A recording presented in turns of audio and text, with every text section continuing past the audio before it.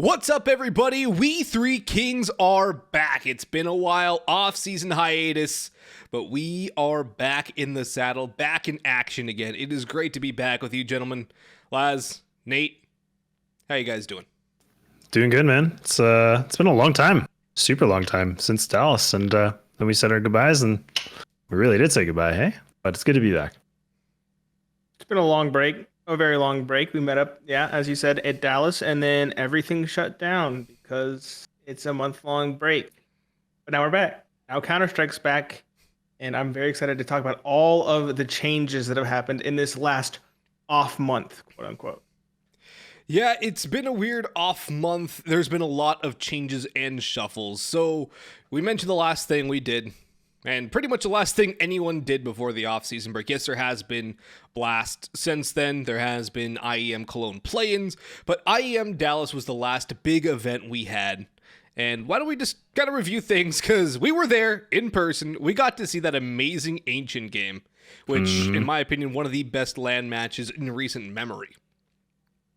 Dude, that was insane. Like, I mean, what was the final score? 31-28? I mean, that was probably one of the... Yeah, that was insane. Like, I think that's actually one of the highest records in like a long time, right? I want to say it was somewhere in the top 5 or 6 on LAN ever. 31-28, yeah. Yeah, that's insane. Like, I mean, man, that was so fun though. Like, just seeing like the whole atmosphere and everybody cheering and everybody just like getting excited. Like, that game was wild. Like, that literally felt like the grand final, and you're just like, there's more after this? Okay. Yeah, the second day of the grand final wasn't as exciting. I am happy that the team I felt that deserved it got it, because ENCE, after going through that slog, definitely deserved it. But there was already a good crowd before that, and they got a beautiful game, which was probably one of the hypest games in a long time in general. And of course, being there in person and seeing it, it was unreal. It really was. And the crowd delivered too.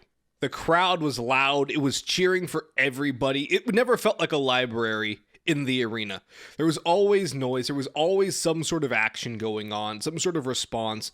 The seats were really well filled too. I was very impressed with the turnout we had in North America. And just personal soapbox here, I think that bodes well for hopefully more events held in North America in the future. If Dallas can show up, and that wasn't just a crowd from Dallas, a lot of people traveling in from Canada, from the rest of the US, trying to be there, is the one event we get right now.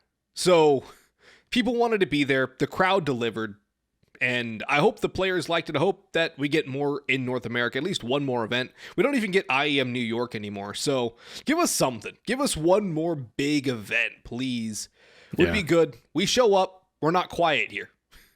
Dude, no, it's like for sure. It's definitely a staple. Like, it has to be an event every time. Like, I feel like even the pro teams and stuff are saying it's really good too. So, I mean, it's not like just an NA bias that we like it. I mean, I think it definitely delivers and is becoming that staple. But I do agree, it would be nice if we could have another landmark, NA event sometime in the rotation of events. But I think that's just going to be time will tell. And obviously with, things that are on the horizon with, Counter-Strike, we could see some things too. Yeah, I think especially a key to success and making a great event as well is like piggybacking on a DreamHack like they did for Dallas. Yeah. It is considered like separate. They call it IEM versus DreamHack, but piggybacking it onto something like that makes it so much more fun. Gives you so much more to do outside. Like, we got some cool art that I put up on my wall and you can't even see in the background right now. Kind of see it, but you can kind of see it. It's very blurry. But you got to do like all sorts of cool stuff. We got to meet a lot of cool people that we wouldn't have gotten to meet at like a normal Counter-Strike only event. And met each other. It was insane. Each other. Yeah, that's true. That's very true. So I feel like just piggybacking and combining with events like that could help offset some of the costs and also make it a far more exciting thing, and probably, bring some more attention to Counter-Strike as well in NA, because I feel like as people talk about, NACS is kind of in a rough spot. Yeah, rough spot might be an understatement, although that's something that we've been saying for how many years now? Quite a while. At least 3. So it's been a really rough few years in North America. Now, before we really move on and get to the meat and potatoes of this episode, do you guys have any teams that really stood out to you at Dallas that kind of underwhelmed or disappointed? There were a ton of roster shuffles in post Dallas in the offseason. There's somewhere I want to say around 6 teams maximum that did not make roster changes. Which teams do you guys think underwhelmed at Dallas, and which teams do you think have even more expectations now after those roster changes that were kind of forced because of this tournament? Go ahead, Nate.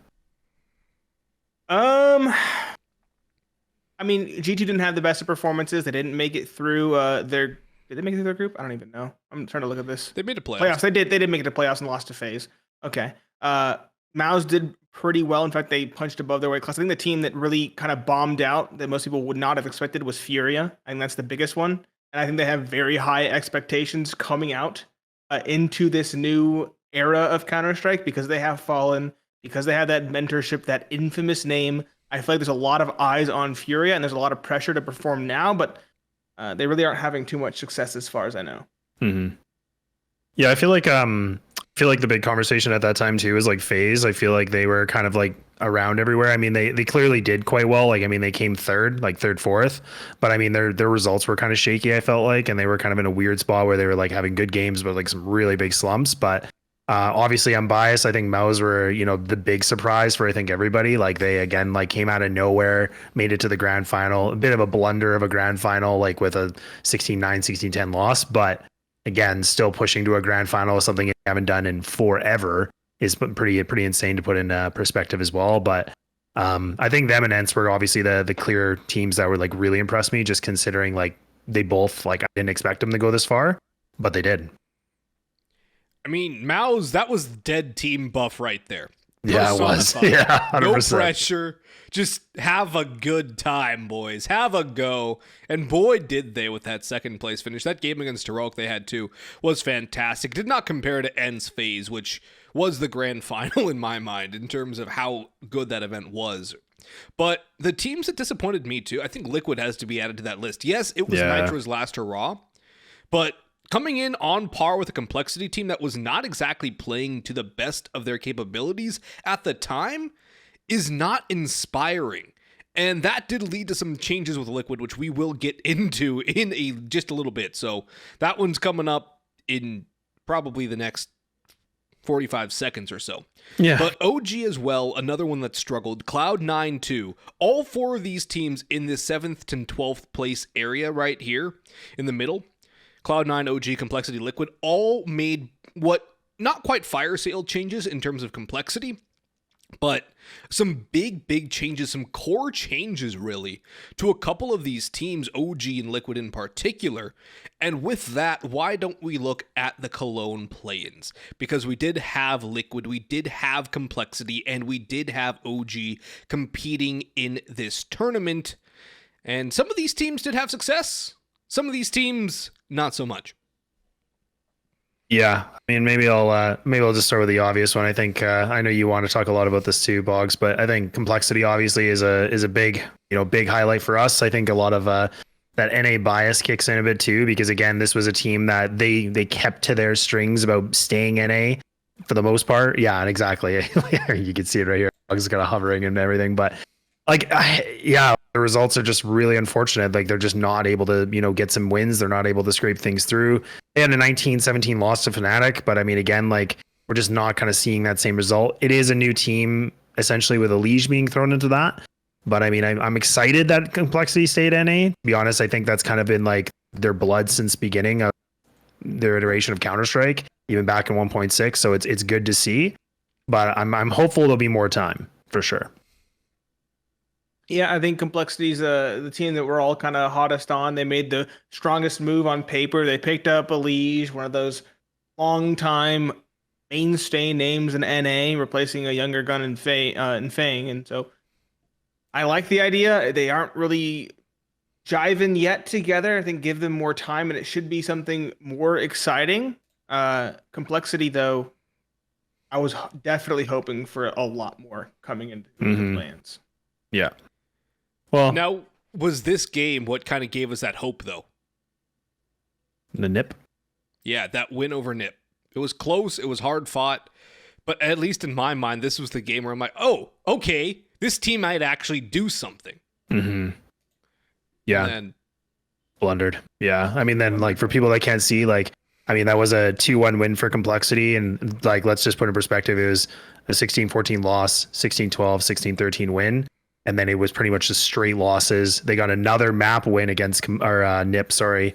But then again, they lost to NIP in a 2-1 fashion. But that game. The new game was insane too, because again, the scoreline was 22-20. And that was, again, just coming down to critical mistakes. But they've been pretty much on a losing streak since that, best of 3 against NIP, the last time around. So it's tough because, I mean, it was really exciting at first, but now we're kind of still seeing that mixed result. But they had to play Vitality second. Like, that sucks. Like, you're playing with like the number 1 team in the world, essentially. So you're like, okay, fantastic. Yeah, no. Vitality probably one of the hardest teams to go against. A team that literally made an unforced move because of how good it was. Like, they're going against probably one of the strongest teams right now in general. Vitality are kind of insane.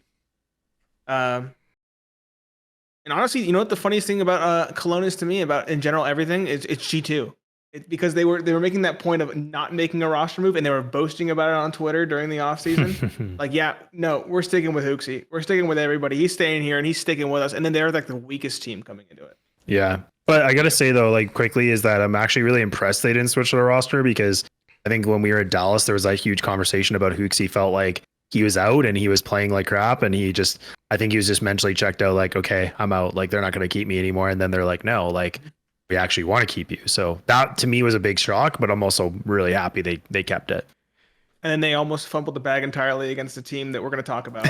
I mean, on that note, is Hooksy really the problem, or is it Hunter not performing as a star player role?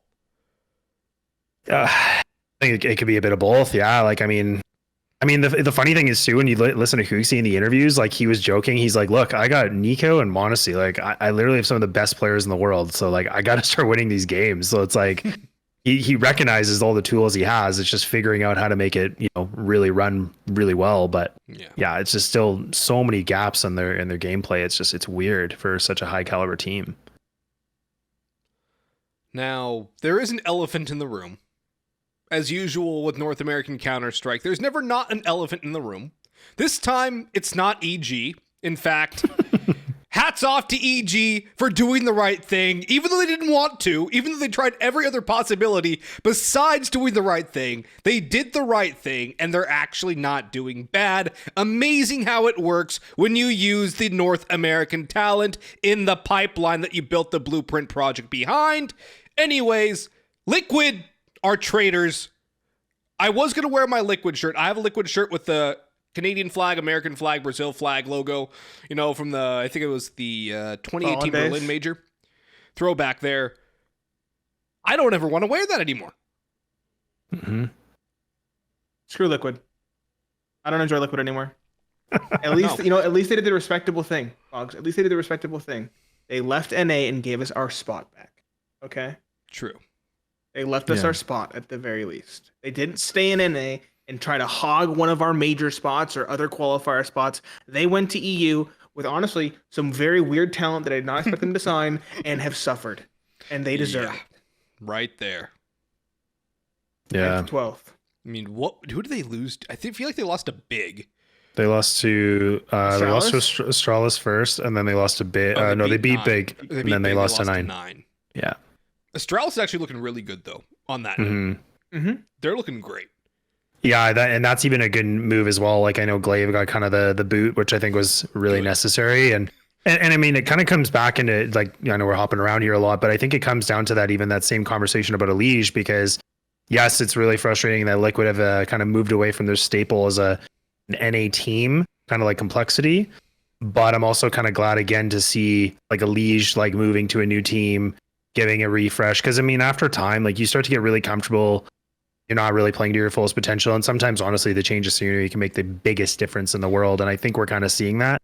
I mean, and you're hovering over right now, Liquid and OC. And it's like, if OC's top fragging and like putting up bigger numbers than everybody else, it's very worrisome right now for Liquid. It's hard to be a fan, to be honest. I don't know if I would consider that worrisome necessarily. I think it's good that OC's actually performing well, because he's performed very well under this new roster. Mm-hmm. But it is concerning that nobody else is there with him. And the most concerning part, at least of this 9 game, is Yakindar -19. And he's supposed to be one of your. IGL. He's supposed to be literally one of the star players, like with NAF. And I mean, I know he's IGLing, but it's like, man, like if you're gonna get affected that much, It's like not worth it. not worth it. Like you're too good of a player, and his aggression is just so noticeable, right? So if we're seeing big numbers like that dipped, yeah, Liquid's gonna struggle for sure. Yep. I don't even know what to say about Liquid. I don't. I hope that they're paying those players a lot less in salary because they have lost a lot of money in merch sales. A lot of money in merch sales. Mhm. And now they have to Complexity go are gonna get somewhere. it. Some placements too. Yeah, they're gonna lose the placements. They're gonna lose the prize money. They're gonna lose a lot of the merch sales. So how is this company gonna go positive? Because this feels like their flagship team or one of the main flagship teams, and now they don't have NA behind them. They don't have NA's pockets anymore. So sad. Yeah, and that's one thing. North American fans do support their orgs. Yeah. A lot, especially Liquid. I've said it kind of here and there throughout, the lifetime of this podcast, but I don't view Liquid as an NA org. I never did because they played in EU so much and they only boot camped in EU and they never came to play in NA qualifiers because they didn't have to. But now I get to actually say they aren't an NA org anymore. So thank you. Mm-hmm. Yeah. Like I said, I'm so happy that Complexity kept that NA stamp because again, since I was a kid, like they always have been pretty much 99% of the time an NA org. I mean, I think there was one time in 1.6 they picked up like Fallen's Brazilian team, but again, that was like something very different. But it's always been an NA grassroots team, and I think that's what we need. And I'm glad to see they kept that going. Yeah, as far as I can remember, Complexity's always been NA through and through. Yeah, they have 1.6, Go, Source, and- yeah, everything. Yeah, Source. I forget Source exists, but No, it's okay. yeah, We it all did do. exist. Let's just forget about it. Yeah. Adren would kill me if I said that, but anyways, I mean, we already got betrayed by Cloud9, but they actually made a good team out of it. Oh, the hype around Cloud9's unreal. I'm What excited they for him. did in the off season is blockbuster. They're being hyped as like the new number one team. They don't get that full five at Cologne, which is very sad because I wanted to see them win. Until playoffs, if they make playoffs. Oh, I didn't know that. Yes. Yeah. There's an That makes asterisk. So there's a hope. Yes. That team has the biggest skill ceiling though. Like the potential is just it's there. Like that team, I'm actually super excited for.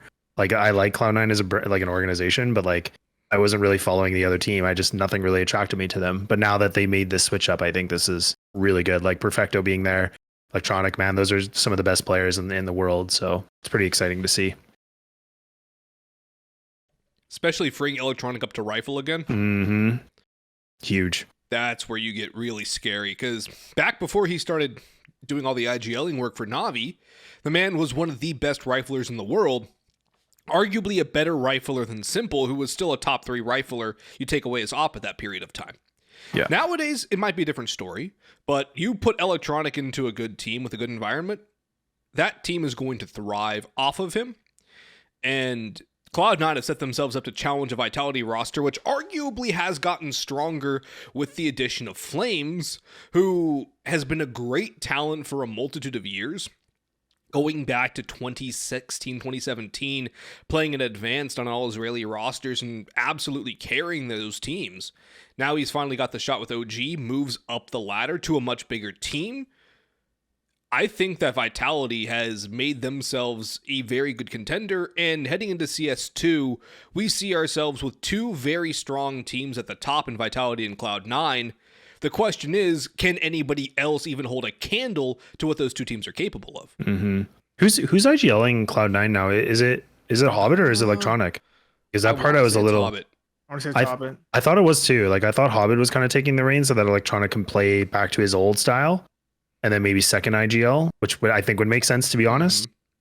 But that honestly, just looking at this team, like you can't ignore Shiro, man. Like he like an incredible opper, and then you're talking about Exile. Like the guy is just a beast with the rifles. It's like you're literally putting Electronic and Exile together with Perfecto, and he's pretty clutch. So I mean, like again, this team is exciting. Like I am very excited to see when this team can actually start getting some games in and like officials, because yeah, it's just hard to ignore this team now. They're definitely going to be a top 3 team. They have to be. If they don't, there's something wrong. Yeah, exactly. Keep in mind as well, we're kind of mixing a lot of the old with the new. We still have that phase roster that really looked to make the most of that break. It felt like they were limping into that month off. We had that Cloud9 that looks very hot on paper. Vitality as well with that one minor addition. I call it minor because there's only one player, but it's still a big addition in Flames. Mouse is looking incredibly good as well. They went into Dallas with nothing to lose, and they picked up Shuhei, who was the big performer overall in that very same tournament. He was from Gamer Legion. That's a big pickup, and they're now going head-to-head Vitality and Mouse.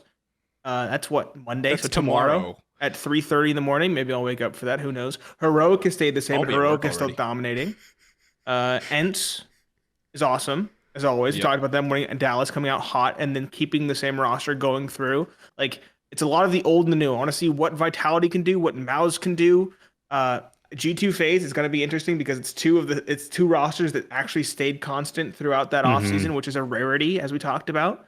So there's a lot of things up in the air. There's going to be a lot of shakedowns in that top 20. There's already been a couple of shakedowns, as you know. It's been changed by technicalities, by players leaving, and it's going to have an even bigger shakedown after Cologne for sure. And after Cologne also brings up some big questions, because that also brings into play CS2. And what the heck is going on with CS2? We got the opportunity to do some DM with it at Dallas. It felt clean. It felt like I was hitting headshots I normally wouldn't on Go, so I don't know if that was just placebo effect or whatnot. But Nate, you've actually had access to it for a little bit now. Laz and I are still in the dark, on the outside looking in. Yep. Is it all it's cracked up to be? You know, I got the Overpass edition. That was when I first got added, so I haven't had access for too long. And of course, the matches are really subpar. I'll be honest. I am global, and the people you play with are anywhere between Nova and no big deal. Guardian. No big deal. I'm saying I'm running circles around people. I'll say it. Sprays feel harder, so in that way, it does feel more Valorant-y. I think it's like there's a fireball on the AK, like a big fireball. The tracers can be distracting, and so I feel like it messes with everybody's spray. Everybody says they cannot spray in Counter-Strike 2. Player collisions feel very odd, is what I'm noticing. It's like when I run into my teammates or when I drop on somebody's head, it feels weird. It feels a little bit floaty. More floaty than Counter-Strike does. Counter-Strike kind of jitters you around. Instead, it feels like you kind of float away from them, and I don't really like it. But I feel like the biggest question is, when does CS2 at least go open beta? Because I feel like every single update they've released has been a test for something. So the first map was Mirage. Make sure everything works. Make sure there's no crazy bugs, which there were. That's why they ran Mirage. Then they did Nuke, right? It was Windows, it was Doors. That was the big addition. Version? Was there a Dust 2 version? I think Dust 2 first. Dust 2 first. Dust 2, then Mirage. What did they change on Mirage? Mirage. Well, it's just visual. Mirage? Yeah. Oh, they had done Mirage. They did like visual changes, slight minor map changes. But was there a beta? Was there a beta for Mirage? Yeah. That's what I'm asking. Yeah. Was it a dedicated Mirage beta? Okay. Yeah, remember you could go in the sky, like you could do that dumb on the railing and you just on cat and you could just I remember JoJo was just like JoJo he's abusing the crap out of that. Yeah, it was awesome. That was hilarious. But it feels like every update they add, they're testing something. So like the windows for Office and for Nuke, the door for Nuke. Now they're testing the water physics. Mm-hmm. What else do they have to test? I think at this point they've kind of tested everything. So it's just balancing and gunplay, really. So I feel like they should be doing like honestly a public stress test would be my next call. Yeah. Open it up to the public. See if your servers can handle 5 gajillion people on the servers, like everybody's going to do when the game comes out. And then go from there. I can't imagine it's going to be too much longer before we just have an open CS2 beta, and then we're well on the way to a late summer release of the full game. Well, I was going to say the biggest thing is, like, I think when we move into like the esport aspect of this too, is like, again, you have to figure out when does all the tournament organizers switch officially to CS2, because right now we're still going now back into Go because there's been such a delay. But I mean, that's going to be the weird transition too, because I know ESL's kind of made comments about we want to wait things out.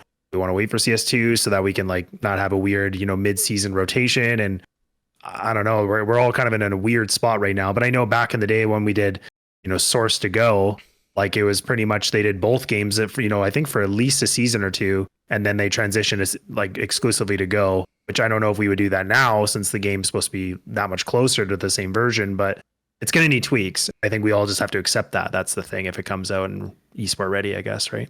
I mean, isn't Valve's plan also to basically 86 CSGO once CS2 is ready to go? So it's not like we're going to be able to run both games at the same time. True. Unless they do a full beta version. If not, we might just be stuck with a mid-season transition, which would suck for everybody. Yeah. Especially because they changed all the commands. That's the biggest thing to me. Like every command, because they rewrote the code from the ground up, is different. A lot of the commands are not simply just not the same. So how do you reconcile that? Unless you keep all the commands for like production intentionally identical, it's going to be a major growing pain. And so gosh. Yeah. Wait, that reminds me, because they got rid of like multiple commands like chaining together. Yeah. That makes a lot of lerps impossible, just like based in like the thing itself. I don't know if the HLAE folks are going to be able to figure out a way around it, but that breaks a lot of like minor static stuff that you can do. Static like lerp jumps. Yeah. That's going to suck. Well, that's the thing though. Like, I feel like I think they're doing the test right now to making sure like the game can run, like play decent. But I think we all have to agree and be in that point. I think that we have to be accepting that there's going to be some changes and there is going to be some, you know, adjustments and tweaks and all these like annoyances that are going to be the release. Like, even if it is going to be like right in the gate, you know, being like CS2 only, but we have to know that, right? And then that's where the, you know, Valve, essentially their support team has to be ready to go with constant updates and being ready to go with big bug fixes. Cause I mean, they seem like they're doing it, but they're going to have to put all hands on deck and figure it out, especially when we get like all the general public and all pros now getting themselves into this game. But I'm excited for it. Truthfully, like my buddies have it, you have it, Nate, and been watching it, and it does look really good. And it's not like over, you know, dramatic of a change of a game. Obviously, visually, it's going to be nicer, but it's still going to be the same premise, and nothing has been, you know, sacrificed to be, you know, more trendy or whatever you want to call it, or modern into the age of esport games, I guess. I feel like they've added those fun ideas like the weapons, the light pistol, heavy. I feel like all the buyback interesting. The selling is a good quality of life. Good Lord. Finally. I want to be able to run my Negev though, man. How am I supposed to have fun with a Negev if I have to sacrifice something good for it? I can't remember who it was. A light weapon. Yeah. Exactly. But look, drop your bison. I don't know who it was, and I'm gonna leave him nameless. Shotguns. Oh, I don't know, man. I kind of think it's cool. Like, I think that opens up the conversation. More guns are going to be added and more different like options and everything too. It makes it like more apparent what needs to be changed because people aren't even considering it for their wheel. I can't believe, I don't know if you guys saw this, but well, it's not called Twitter anymore, but whatever it's called now. The Elon app is like, I saw somebody write like, I can't believe they added the buyback and the sell. That ruins the game. You should get punished if you make a bad purchase and stuff like that. And I was like, I feel like you're the only person in the world that feels like this. But I know that tweet just exploded and everybody was just like, how do you feel this way? This is the best quality of life update in the world, because sometimes you misclick. Sometimes, like, you know, the wheel was super buggy at times. Like, I still do it once in a while, and you're like, you just kick yourself because you're like, well, I have to run this now. This changes up your whole strategy. So I think it's one of the best things. I will say I kind of sympathize. I feel like I did honestly like not being able to sell. No, because you actually have to be careful. You can't just be like, bah, bah, bah, bah, and you're done. It's if you make a mistake, good luck, have fun. And then I'll learn the numbers on the wheel, dude. Like, I feel like it was a much needed, like, there's half the time where the wheel would be broken and it would automatically open you into a wheel. So I'd try to click the rifle wheel, but the SMG wheel was already open and I'd buy a bison. I kind of really had that issue. I missed it. Dude, I'm from the days where in 1.6 you had to buy ammo. So you buy the gun, you had to buy clips. Man, like, a part of me kind of misses that, because there was even like a technique to that too, because like you could buy the rifle, but you'd have to like be strategic about like getting your clips, and you're like, hey, I only got enough for like 2 clips and I don't have enough for like spamming and doing all this other stuff. But that's a whole other thing. I'm sure people will flame me for that, but anyways, that's a whole thing I like. But old boomer. I kind of like that idea. At the same time, I hate it. Yeah, it made a huge difference, right? Like, if you bought an op, you're like, okay, I can only have an op that had, like, back then it was 10 bullets, obviously, but you're like, hey, well, do I buy more ammo? Probably not. But now with the op being 5, you're like, ooh, okay. But I don't think they'll ever bring that back. But I mean, the boomer side of me would just say, I'm all for it. Gotta be more technical with your shots. I know. Okay. Sus. I know. I mean, I think it's going to be sick. I think it's going to be growing pains. I'm most interested to see what happens with ECL because it's probably going to happen Yeah. mid-season. Let's be honest, it's going to be ugly. It's gonna Yeah. happen mid-game, probably. It's going to happen like, mid-broadcast on a Tuesday probably. night, mid-broadcast. It's just gonna be Counter-Strike update. Somebody's gonna disconnect because it always happens. And it's gonna be CS2 is launched. So You know, It's going to be between maps 1 and 2. So it's happen. I'm curious on your guys' thought on this too, because like I've a lot of people have asked me this like privately, and I don't really know the answer. Is like, do we think like CS2 is going to change the landscape a lot?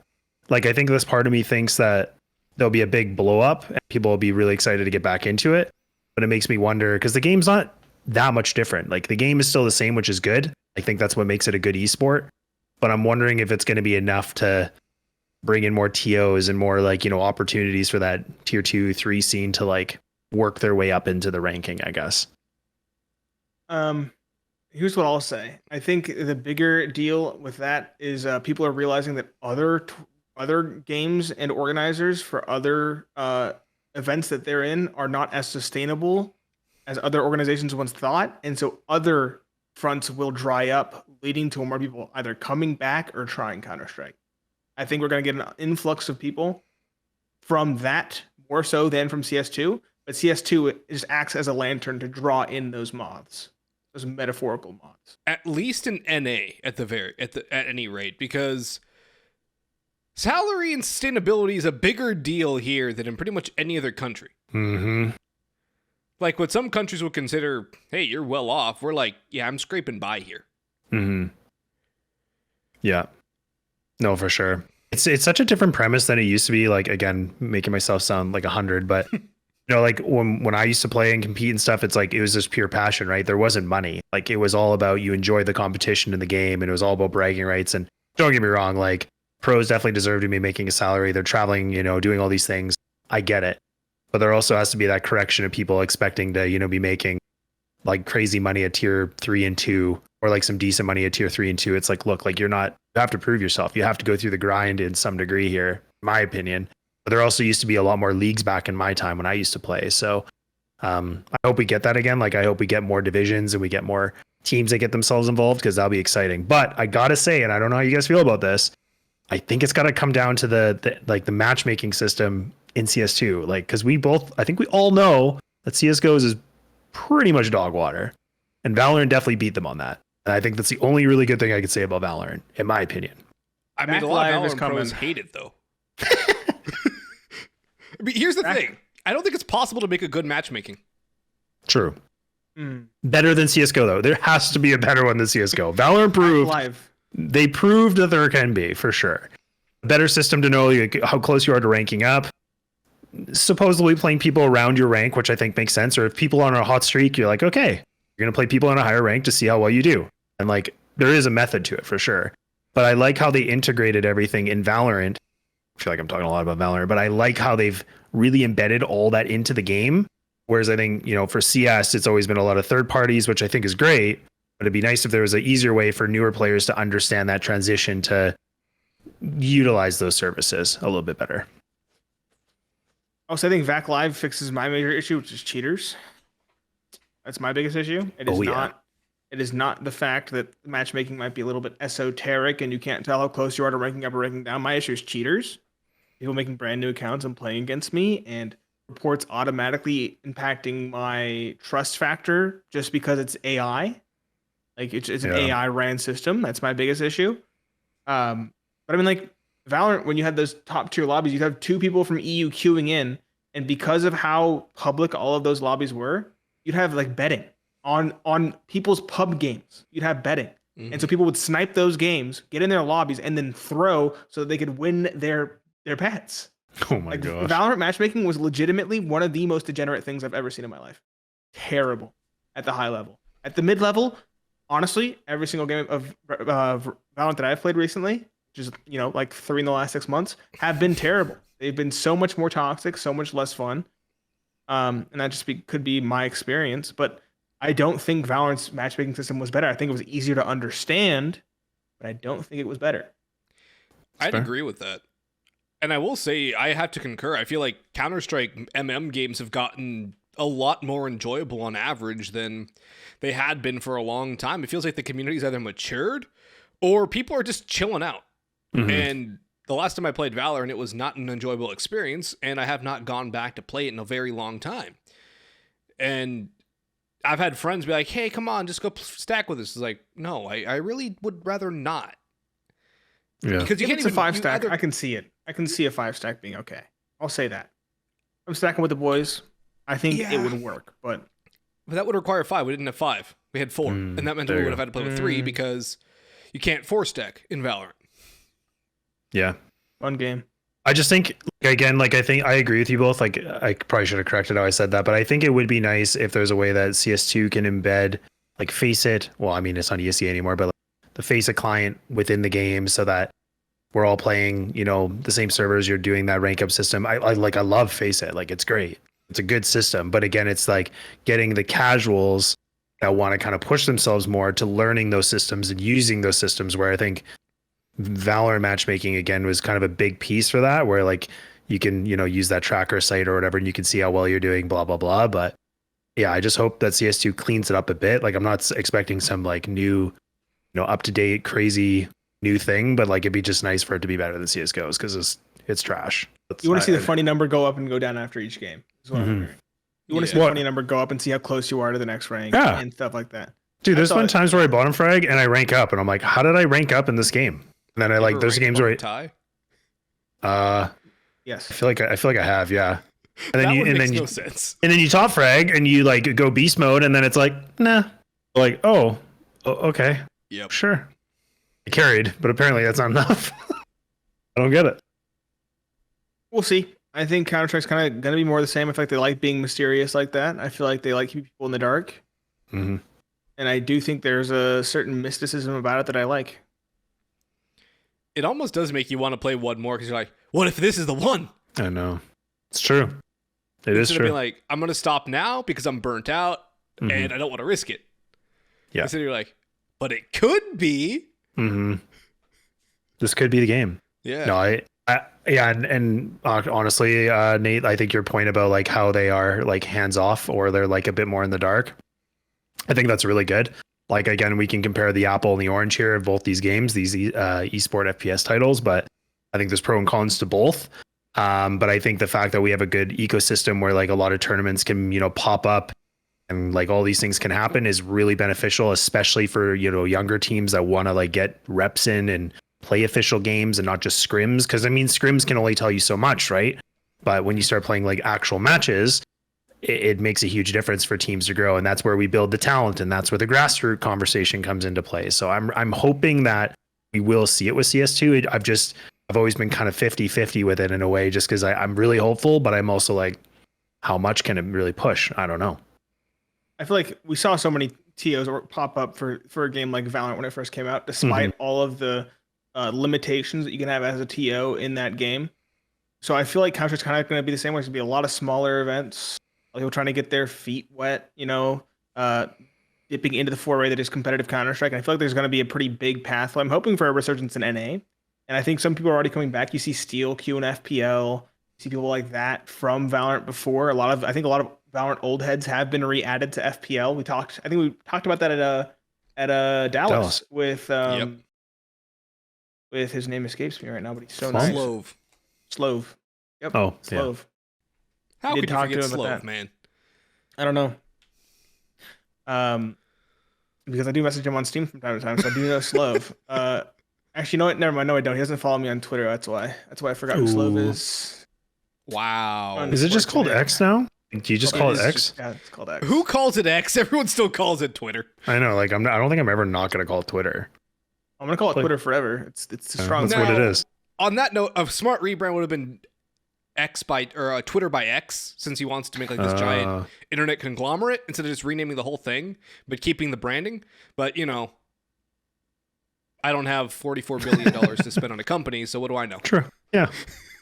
I mean, the stylized X is indeed owned by Xbox, so I don't know if Joe Microsoft is gonna give that one away for free.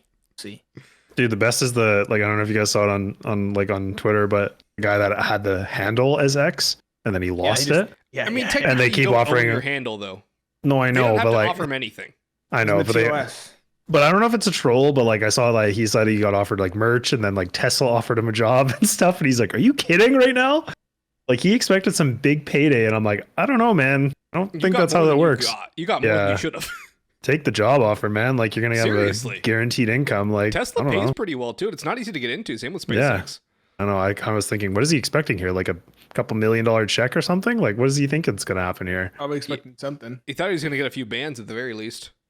Yeah, I like a guess. brand or two of that Good 40-something billion dollars. Don't worry, we'll go on Threads, boys. We'll start the esports Oh, yeah, I'm innovation. on Threads, and I got my secured the bag in my and then got off it and never got back on. That's what I did too. Yeah. Amen. I've never even gone on Threads, Oh, there you go. It's okay. and its metrics are not great. So I'm not Yeah. regretting it. No, they were bad. So It's not great. there are some things, we are kind of rambling at this point, but there We are are. some things that I do want to talk about that we kind of have touched and not really actually dissected. Talked about Liquid being turncoats. We talked about complexity kind of being disappointing despite being insane on paper, or at least better on paper. We mentioned EG and we did not say the roster, which is the roster we would have wanted them to have. I'm just going to dispel any ambiguity. It's automatic, Junior, Walco, Hext, and George. Junior did play at like tier 1 for a little while. He really couldn't swing with the best at that stage. I feel like him coming back now, though, is a very appropriate. Automatic was the last player who was not washed on that team. Walco, good. Hext, okay. George, as well, specifically a player we said that needed to have a tier 1 debut, and he's finally having it with this roster. And of course, as we mentioned, they played against admittedly weak G2, right? It was a weak G2. Let's not kid ourselves. But they still got a map off of G2 And pushed in one of their OT. debut games. Yeah, and they pushed Yeah. OT on another one. And this could have easily been their series. Like They they blew it. yeah, they lost 7-16 map 1, won 16-13 map 2, and then lost in overtime 15-19. That is kind of insane, especially with Junior being the one leading the team. Nico had to put the team in the backpack going plus 45. That is a crazy KD for No, he- Nico. he saved them. DAR.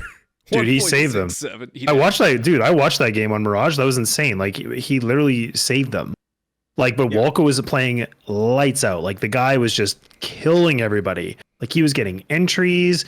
He was winning like clutches. Like he was doing everything. I mean, his stats aren't insane. Like what is that? +4, +6. But I mean, it's like he had more kills than Nico that game. I know, but honestly, like he was out dueling Nico and he was out dueling these people, and you're like, what is going on? Like he would run up ramp and just get 2 entries instantly, and you're like, okay, I mean, this is what we're doing. So I'm excited for this team, though. Truthfully, I know we've been bashing EG for a long time, but like, thank God we're finally here with like a roster that actually can like do some work. Now it just needs time. Now I'm okay with this blueprint to get fully Let it printed cook. and ready to go. Yeah, let this thing Yeah. cook. Yeah, honestly. Well, But holy, we've been bashing him because this is what we wanted. That's what we wanted from the get-go. This is what we wanted from the outset. They had this pipeline. The pipeline has been dismantled. It was not allowed through on environmental concerns, and so they had to work with what was left, and that was this team. Okay? This team is all that remained. This is the tiny bit of oil they got out of that veritable gold mine, and they need to make the most of it because this team is what we wanted. This is the team that they should keep around for a while. I'm excited for this team. Yeah, I mean, you have a major winner and 4 young guns. Junior has a little bit of experience with both Complexity and Furia, so he's not exactly a rookie. He's just hit a pretty big sophomore slump, and now he's coming back up to the big leagues. And we're going to see what he's going to be able to do. He's been doing quite well from the early going, from this honeymoon period of this new, if you can really even call it, new EG roster, because it's pretty much the black roster plus automatic minus rush. But either way, it was a good move, a necessary move for EG, and it was not their choice. It was not their own free will of their 70,000 people in management.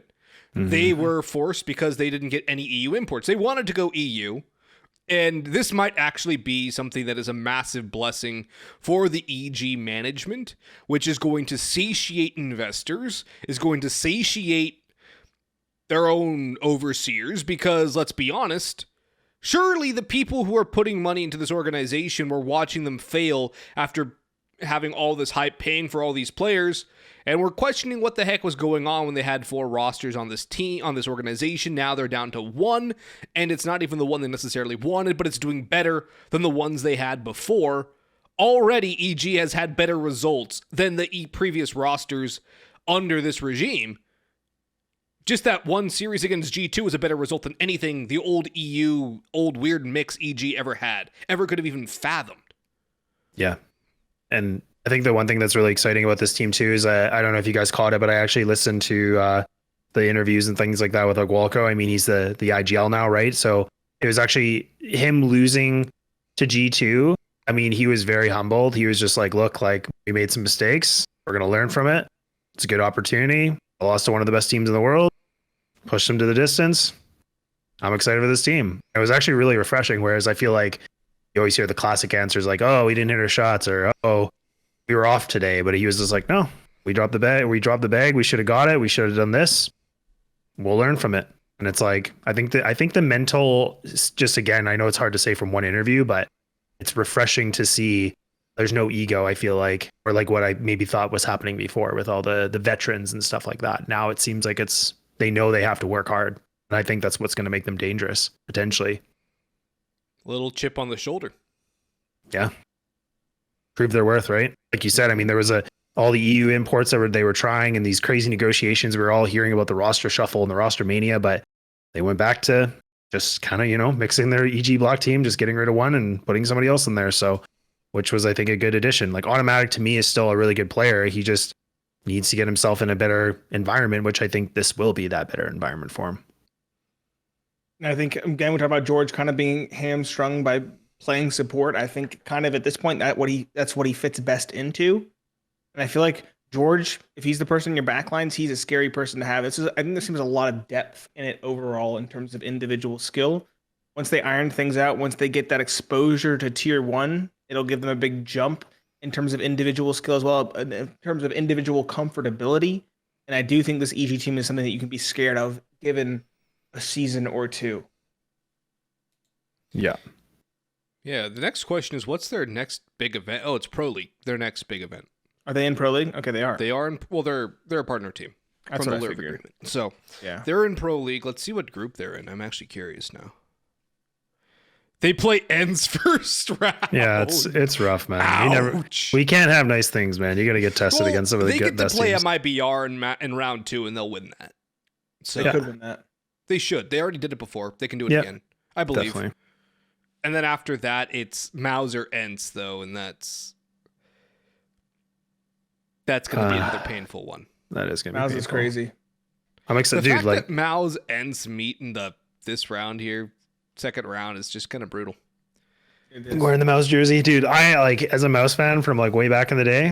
Like that, man, I am more than ecstatic for this team. I'm so pumped to see what they can do. Even watching Frozen the other day playing, like just in Blast, like man, he's playing good. He's playing like himself. I'm like, hey, it's good. I mean, maybe a honeymoon phase, maybe, but I mean, he just seems like way more happy. And he's like, yeah, I'm excited to see what we're gonna do with this roster. And that's such a unique team too. And they did like a bit of a not a full overhaul, but pretty decent amount of like, you know, adjustment, and now they got to rebuild, which was so exciting about this roster mania because we just never seen this before in such a long time, I would say. Anyways, yeah, Jim Fat, is it Jim Fat? One of the two. Him and of course Shuhei being the big one to me. That roster's insane. It does look like Frozen's actually showing some emotion, which he hasn't done in a long time. He seemed very stoic before.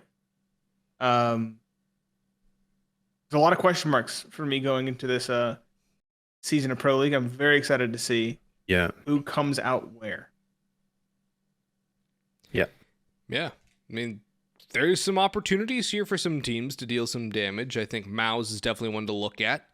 Imperial is actually looking decent, which I'm not surprised. I mean, this is a decently skilled roster up and down, especially with the addition of Vinny. And you have Jota and Phelps together, two very good individual players. Henny can op well when he's on his game, which is a bit of an if.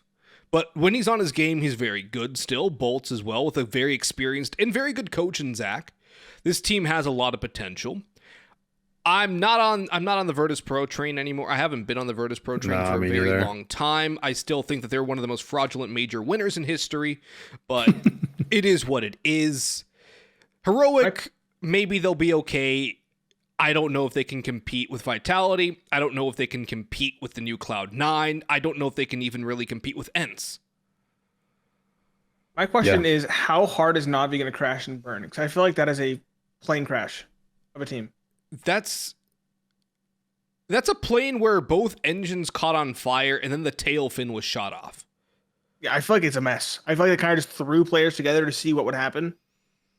And I feel like it's going to crash and burn horrendously. And they changed their identity like twofold, right? I mean, they used to be that, like CIS kind of team, and now it's just everything, which is like, I mean, I'm not saying I'm not in favor for it. I mean, there's a Lithuanian player in there, so I'm excited for that too. But it's like, it's just, I don't know, man. It's like you said, it just felt like they just picked players or like, hey, let's go. We're going to make this work. We're Na'Vi. We're the best, one of the best teams in the world. And it's like, I don't know. And I mean, Alexi B's got a lot of work ahead of him here to guide, like someone like Simple. And I even listened to him getting interviewed by James, and he was like, yeah, I have a lot to work on in my attitude, and I have to be accepting that this is going to take time. But like, it didn't sound convincing, but at least he's saying it, which is good, I guess, in some retrospect. I mean, yeah. Was Alexi even the right pickup?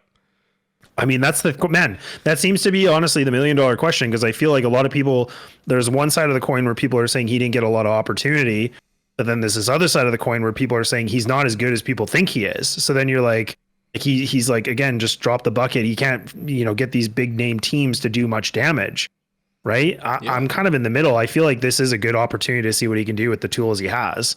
It's not going to be easy, but I mean, if he can make this team be like a top 3, top 5 team in the world, I think he's done his job, in my opinion. I'll take Alexi over Nafany any day of the week. Nafany has been banished out of the dark pits of tier 5. Okay, he's gone. No need to talk about him. Yeah, there's been enough drama. Yeah, I want to talk about him. I'm glad he's gone though. I'm glad he's gone. This new Cloud9's god tier. Yep. Might have to get a Cloud9 jersey, honestly. I'm that hyped, bro.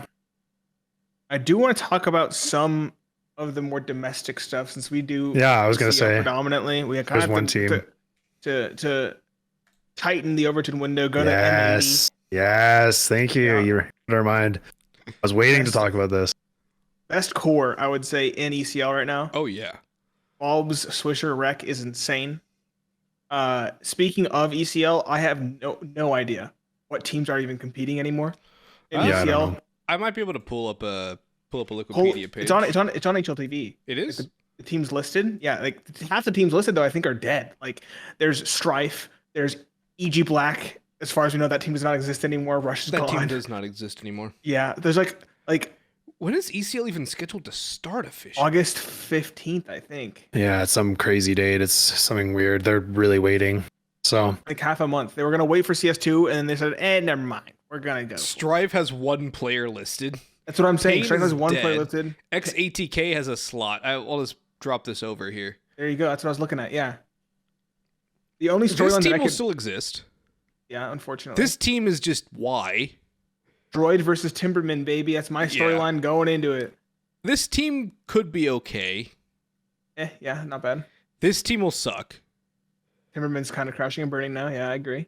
This team has potential. Again. Wild card. Yes. Another team which can do damage. Those top 4 are going to be fine. Well, what about it? Like, what's that? Who's this team is interesting. Without warning, yeah. That'll be interesting. Pluto, Tender. Yeah. Wait, Spongy. M80 isn't listed. That's what I mean. Are they X? Are they X? They're not XATK. No. No. That's. I'm imagining they would be XATK. But there's also rumors of a new roster with Mistim and Spray. I don't know what that is or anything. I just seen cryptic tweets from them. Yeah, I know. And I'm intrigued as to what that will be. I kind of hope, like, maybe you guys might not like this. Definitely probably not a hot take here, but I kind of would like it if, like, especially with the roster media, like, it'd be kind of cool to see some teams fight for a spot since the season's not even starting for quite a bit of time. Like, you have to have M80 on this. How do you not? Maybe like, that's so what this is for. Maybe, yeah, and like maybe they're gonna do that. XATK, yeah, like I don't know. There's a couple blank spots, or unless they just do. Unless they do a move up, I'm I saying there's guess. so many dead teams. That's what I don't get. There's like EG Black, there's Pain, there's Strife, there's XATK, there's TBD. Mythic is going to exist always, although they might switch up 3 new players again. Who knows? Fluffy Yeah. Aimers, I think, are still in existence. Top 4 are going to remain because they are 4 good teams made in Brazil, Nouns, Party Astronauts, Wildcard, the 4 teams that I would say deserve to be in playoffs and have been in playoffs in past. Without warning, interesting contender, a bunch of old dogs on that team, as you mentioned. X-B-Hop kind of scraped by from last season. I imagine they're going to field once more. Micro being an okay pickup for that team. I don't know if it's enough to get them into playoffs or out of relegation even. But there's so many, like, it's like essentially 25% of ECL up in the air, literally. Yeah. Yeah. At And least. do they do move ups, like direct move ups? They did last year once, for the first time ever. And I feel like this has to be another time where they do it. If they don't do some kind of like qualifier or like some piece where they fight for a spot in it, I have no idea. I actually think that would be more exciting because then it's like pre-matches before the season starts. Then you get to like see a team that fought their way into it maybe. But I don't know if there's logistically time, but maybe that could delay things just because I think we're waiting for CS2 to come out. Well, they're And that's doing obviously a a whole big new question mark. format too, because it's going to be that round robin style, where the bottom 2 teams get insta demoted, the next 3 go to relegation, the team after that is season is safe, and then the next 4 teams are going. Here, I'll just drag the Liquipedia page over because this is kind of fascinating how the playoffs are scheduled to work. As you guys can see, it's going to be like teams straight into the lower bracket, teams in upper bracket round 1, and then the top 2 in upper bracket round 2. We got a whole on bracket over here. It's so ugly. So we got 4 teams instantly in here. Yeah. And the I mean- winners of that go to here, playing the losers of this. That's weird. So how many teams? So 8 teams in playoffs? No, Still? 10. 10? So they added 2 extra slots, basically. No, technically, yes. I guess. It's just Technically, how I many need 2 more. chances do you get? Way less. The Yeah, result 'cause- is you're going to have to fight for survival if you're Mhm. number 9, number 10, number 8, or number 7. Yep, these 4 instantly down to 1 chance. These 2 teams get to skip a whole entire game. Oh, From the upper M80 bracket is as well. in ECL on Liquipedia. I will go by Liquipedia's. Is there an ATK? Is there an ATK? There is not an ATK. There's your answer. There There's are 2 TBDs. TBDs. Sirik, Seb, Lake, Wolfie, and DJF. XB Hop there. Timberman with 3 players. Droid's team. Spongey's team. Strife only has 1. And then you have Pain Kane's still number here. 3. Is Pain even gonna field a roster is a big question. Great question. I don't know. There's too many questions, not enough answers, and 16 days till the start of ECL. Typical NA fashion is what I was saying. Yeah. Right down to the last freaking second. Yeah. It's insane, dude. Question is, how hard are we buying into the M80 stocks? Because I've been pretty hot on the M80 stocks right now. Malbs Dude, and Swisher on a team with Yes. Rec as a third is insane. And then you Also- have Wolfie, who's decent, and Manx, who's an import IGL, so he should be good. And you, I mean, personally, yeah, I like Def a lot, like Rory, Mhm. the coach. Like, so I think that'll be really good. Like a seasoned player as an IGL to coach this team. I'm actually pumped for this team. This is a very exciting team. And I think we've talked about this, episode 3 or 4 or whatever it was, but finally Swisher gets himself like an actual decent team here. I mean, I know he didn't get to go to EU, but I mean, at least he's got a pretty talented roster that he can work with and pretty competitive ones. So this is exciting for him. I'm pumped for him. And I'm hoping there's a lot of backing from M80 as well. They might be pulling out of the orange in this situation because of the 6-month off season and lack of support from Riot for the Tier 2 Valorant scene, which M80 was in previously. There's a lot more ways to make some money in Counter-Strike Tier 2 for M80. And either way, they seem to at least have a whole season plan for this team. It's a very strong core. It's a very strong roster overall. In North America, they should have no trouble They should have no trouble qualifying for events. They should have no trouble qualifying for challenger level events, for making a push towards Pro League. The RMRs are where things are going to get weird. And will North America actually have a team at the next major? I do not know. I don't know either. No one knows. That's the great Will mystery. The next major be CS2? Yeah. It will be. They said that. I think they will be. Yeah, I know, but my Oh, point okay. is, when is the game going to drop? Because I'm we so can have all the excited. speculations too. CS2 can completely change the aspect of how competitive CSGO is run. Yeah, I mean, I've already laid out my conspiracy theory. I think they're caring about the esports side of things, or making sure everything functions physics-wise. Every update has been something new in physics. What else do they have to test in physics now? Nothing, I don't think. So it should be now from here, like wrinkling or ironing out all the wrinkles, all those random bugs, and also doing stress tests. I feel like we're going to get an open beta sooner rather than later, and then a month after that, we'll get an actual public release. That's what I'm thinking right now. That's what I'm sticking to. But I feel like it's going to happen sooner than people nihilistically think right now. Yeah.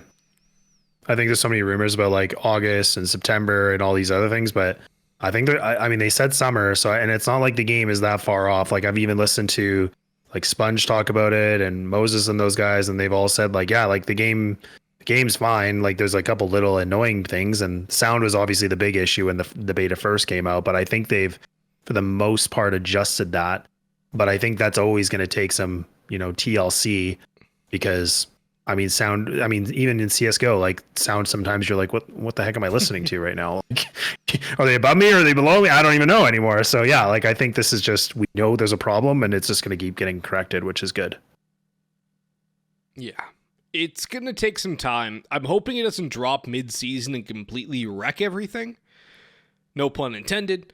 But one other thing I'm hoping for is I'm hoping for a lot.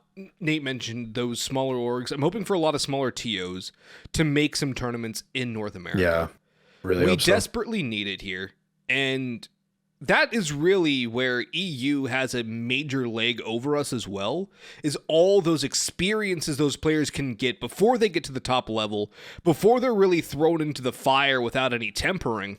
For a lot of North American guys, it's like, oh yeah, you have Fragadelphia, and now good luck, have fun at IEM Cologne. So there's a big difference where these guys are used to it. They're used to the environment. It breeds higher skill. It breeds a lot more interpersonal relationships as well between teams and players. Probably better for scrims when you could see somebody on LAN and be like, what the was that scrim last week? Mm-hmm. Some accountability, which is something few and far between these days. Yeah. No, I think that was a really good point you guys brought up, because I think that's what I'm hoping will happen with CS2 is having more opportunities and more TOs kind of getting themselves embedded with CS2. Because like Nate said, I think when we saw Valorant come out, that was definitely the case. Like a lot of people out of nowhere were making tournaments and doing their own little thing. And I really hope that sparks big with CS2, because that's what we need, right? And we want to attract more and more players to come into the game and experience why CS is one of the best esports in the world, honestly. So The best esport in the world. Yep. well, it's behind Bias. Rocket League. It's behind Rocket League. You know, Rocket League is the perfect. Rocket It is. Rocket League is sick, man. Like I love it. Like it's a cool. I watched it a little bit when we were in Dallas. Like just walking by, I'm like, dude, this is sick. Like this is actually a pretty cool. It's a cool esport, man. I totally get behind this. Yeah, I mean, from a functional standpoint, it is the ideal esport. It's very easy to understand. Who doesn't understand knock ball into goal for point? Yeah, and it's family friendly. Like there's soccer no. and cars. Yeah, it's soccer, cars, like And explosions. nothing. Yeah, like just some explosions. Dude, it's easy. But CS is number one for sure. Best CS is the FPS goat. title. Best FPS esport. I mean, people will probably flame us because some people will say COD or something, but nah. Without Counter-Strike and without StarCraft, there would be no Call of Duty esports. Heck yeah. That's my mic drop right there. I totally agree. 100%. I heard it thud against the ground. It was very loud. It hurt my ears. Your sound's too high. Oh, is it? Guys, I think we got through all our think we items. did. Wow, we Yeah. did pretty good. Well, what did I have written down? Dallas recap, CS2 updates, blast. We didn't really talk about did we? We Liquid kind of bad, Kinda complexity need time, NAP pretty good. Mhm. Navi, I wrote Navi need God. Is what I wrote. Yeah, we got that. Caught that. we did actually get to that as well. NA shuffles. EG finally right. Liquid turncoats. Complexity and stand on paper. MAD enters. Yep. We're good. ECL coming up. My only storyline was Droid versus Timberman, and then a bunch of question marks. So yeah, we're good. We have a lot of question marks. We have about 5 question marks to be exact. 5 or maybe even 6. Who knows? It's NA. Who knows? Half of these teams could explode in the next 10 days. Yeah, It's gonna be exciting though. It's gonna be a good season though. I think it'll be interesting to see what we get in the next like couple weeks. I'm more than pumped. It's gonna be a good one. I think it will be. Lads, any final thoughts? I guess we won't do an episode until probably I'm back, but yeah, you guys gonna have to give me updates on Discord about how sick CS is, and then I'll be really jealous because I won't be able to play it. So I don't want to come home. If CS2 comes out while you're on vacation. I kind of hope it does, just so I can come home and be like, oh yeah, playing. Lad's leaving for 3 weeks, precisely 3 weeks, everybody. So he's going to tell you his address so that we can keep an eye on his house for him. Please tell us that now. Assuming that goes to plan, and I don't die on the job, and Boggs is still with us as well, then there will be an episode probably after that. When the heck will that be? Like Probably not end of even late September. August, like September, right? Maybe we can get one out before you go too, depending on if there's something to talk about. True. Yeah, if anything comes up, we'll fire up a quick episode. When Greyhound win Cologne. Wait, no, they're not. Oh my All right. Who's in Gosh. Cologne? Who's in Cologne right now? Where is my Not Greyhound. Not Greyhound. They lost in the play-in. Mongols and 9 are already out. Heroics Mongols still are the- in. my Gamer pick, Legion. 100%. Cloud9 could make it all the way through, but it's probably going to be Mouse or Vitality. No, it's probably going to be Vitality, not Mouse. I saw Mouse right under Vitality, but I have Vitality pegged to win this event, as I think everybody else does. I would say, G2. Seeing the G2 come back. Then we'll have something to talk about. For sure. Mm-hmm. Yeah. Mm-hmm. Or We'll see we what can we can even do. talk about what actually happens with ECL. Or that too. It's true. There could be a few So things. to start in mid-August. Yeah. Let's wait and 15 see. days. Maybe we can get one out before I'm gone. That'll be good. We'll see. But that's going to wrap things up for episode 6 of the We 3 Kings podcast. We went a little off our almost strict North American roots, and it was fun. Now, Liquid, not so much. They're our new enemy. EG friends, Liquid enemies. But in all seriousness, hope you guys enjoyed watching or listening to the podcast here. If you're watching on YouTube, listening on Spotify, Apple Podcasts, Google Podcasts, Podvine, wherever you choose to listen, please do leave us a 5-star review and maybe even give us a comment as well. Be sure to like the podcast, like this video, and subscribe on YouTube to hear more good stuff and help us with that engagement with the algorithms, with the AI overlords. But on behalf of Laz and Pineapple Phillips, it's Boggs signing off for the We 3 Kings. Until next time, frag on. Bye bye.